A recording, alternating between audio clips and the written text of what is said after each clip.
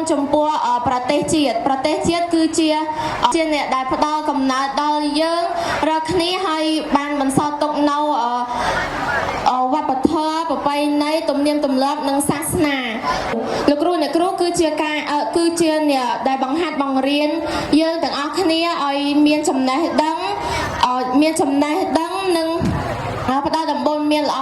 ដល់យើងរាល់គ្នាបន្ទាប់ពីឪពុកម្ដាយហើយទី3គឺជាការដឹងគុណចំពោះប្រទេសជាតិគឺជាអ្នកដែលផ្ដល់កំណើតដល់យើងរាល់គ្នាហើយបានបន្សល់ទុកនៅវប្បធម៌ប្រពៃណីទំនៀមទម្លាប់និងសាសនាហើយពួកយើងគឺត្រូវចូលរួមថែរក្សាទាំងអស់គ្នាថែរក្សាវប្បធម៌ជាតិដូចជាកេរដំណែលមរតកផ្សេងដែលដូនតាបានបន្សល់ទុកនឹងជាដំបូន្មានជូនទៅដល់បងប្អូនឬក៏បងទាំងអស់គ្នាយើងត្រូវខិតខំសិក្សារៀនសូត្រក្រេបយកចំណេះដឹងហើយនឹង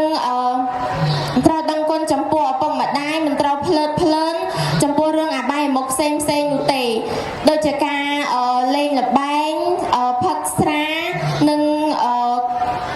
គ្រឿងអាបាយមុខផ្សេងជាដើមព្រោះវាបង្កដល់ភាពអន្តរាយដល់យើងរាល់គ្នាគឺវាមិនមានភាពរីចម្រើនដល់យើងរាល់គ្នានោះទេគឺវាមានតែភាពអន្តរាយដល់យើងគ្រប់គ្នាយើងទាំងអស់គ្នាត្រូវប្រកាន់ជឿនៅកតញ្ញូធម៌គឺជាការដឹងគុណ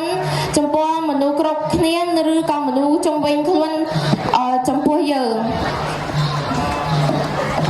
បកែអនុមោទនីកូនណាគេនេះម៉ែមកឯងថ្ងៃនេះម៉ែមកឯងណាម៉ែ